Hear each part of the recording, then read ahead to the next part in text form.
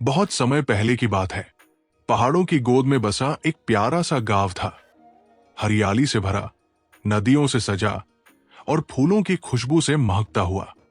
पर अजीब बात यह थी कि इस सुंदर गांव के लोग अक्सर दुखी रहते थे। कभी फसल का दुख, कभी मौसम की शिकायत, कभी एक दूसरे से जलन। हर किसी के चेहरे पर कोई ना कोई चिंता साफ दिखती थी। इसी गांव के पास एक पुराने वटवृक्ष के नीचे एक साधु बाबा रहते थे, बाबा आनंददास। बाबा हर वक्त मुस्कुराते रहते। धूप हो, बारिश हो, तूफान हो या सूखा, उनके चेहरे पर सदा एक शांत, मधुर मुस्कान खेलती रहती थी। गांव के लोग सोचते, कैसे बाबा हमेशा इतने खुश रहते हैं? आखिर उनका राज क्या है? एक दिन गांव के मुखिया भोला राम ने गांव के सभी लोगों को इकट्ठा किया और कहा, हमें बाबा से सीखना चाहिए कि हमेशा प्रसन्न कैसे रहा जाता है। कल सूरज उगने से पहले हम सब बाबा से मिलने चलेंगे। अगली सुबह भोर होते ही गांव के बूढ़े, जवान, बच्चे सब बाबा के पास पहुंचे।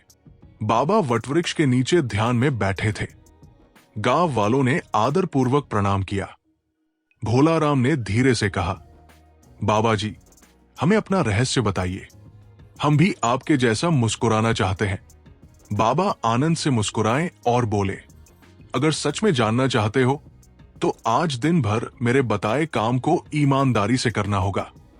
तैयार हो? सबने एक स्वर में कहा, हाँ बाबा जी। बाबा का पहला पाठ। बाबा ने सबको एक एक छोटा सा पत्थर दिया, चिकना, ठंडा और हल्का। फिर बोले, इस पत्थर को अपनी जेब में रख लो।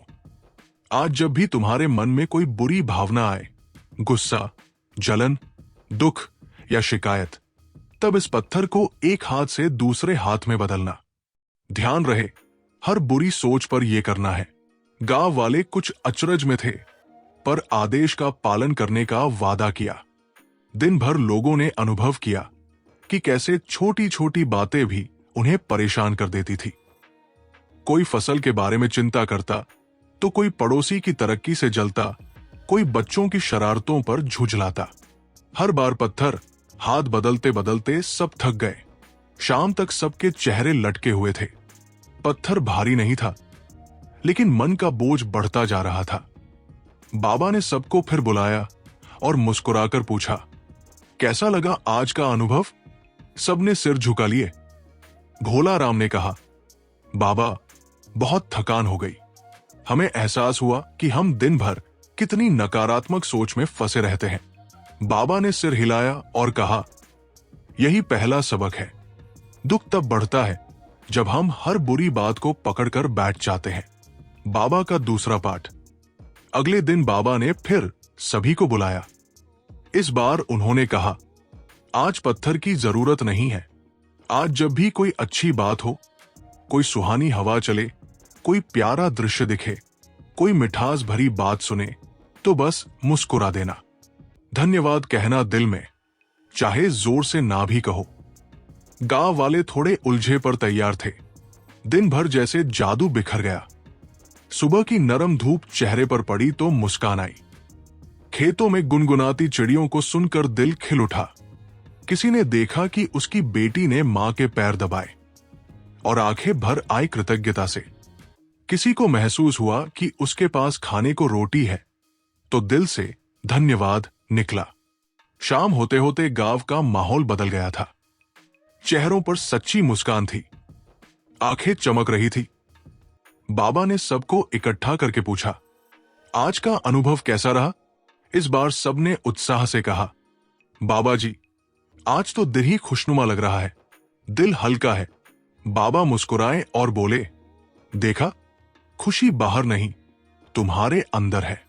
फर्क बस इस बात का है कि तुम किस पर ध्यान देते हो, दुख पर या आभार पर। गहरी सीख। बाबा ने धीरे धीरे सबको समझाया, जीवन में दुख भी आएंगे, परेशानियां भी होंगी, लेकिन अगर हम हर दुख को पकड़कर बैठे रहेंगे तो मन भारी हो जाएगा। अगर हम छोटी छोटी खुशियों को पहचानना और उनका आभार मानना सीख जाए तो दुख भी छोटे लगने लगेंगे। जैसे अंधेरे में एक दिया हजारों अंधकार को मिटा सकता है, वैसे ही एक मुस्कान तुम्हारे दिन को रोशन कर सकती है। फिर बाबा ने एक आखिरी बात कही जो सबके दिल में उतर गई। खुश रहना कोई चमत्कार नहीं है, ये एक चुनाव है। हर सुबह जागो और तय करो, आज मैं खुश रहूंगा, चाहे कुछ भी हो। धीरे धीरे ये आदत बन जाएगी और एक दिन तुम्हारी मुस्कान भी किसी और के अंधेरे में उजाला बन जाएगी। उस दिन के बाद गांव में बदलाव आने लगा। लोग छोटी छोटी चीजों में आनंद ढूंढने लगे, खेत में उगते अंकुरों में, बच्चों की हंसी में, पुराने दोस्तों की मुलाकात में। जब भी कोई परेशानी आती, लोग बाबा की सिखाई बात याद करते और मन ही मन मुस्कुरा देते। कुछ सालों बाद वो गांव पूरे क्षेत्र में सुखी गांव के नाम से प्रसिद्ध हो गया। लोग दूर दूर से वहां आकर सीखने लगे कैसे छोटी छोटी खुशियों से जिंदगी को महकाया जा सकता है। और बाबा आनंददास, वे वटवृक्ष के नीचे अब भी बैठे मुस्कुराते रहते थे, जैसे कह रहे हों, सच्ची खुशी तुम्हारे अपने दिल में ही है, बस उसे देखने की आदत डालो।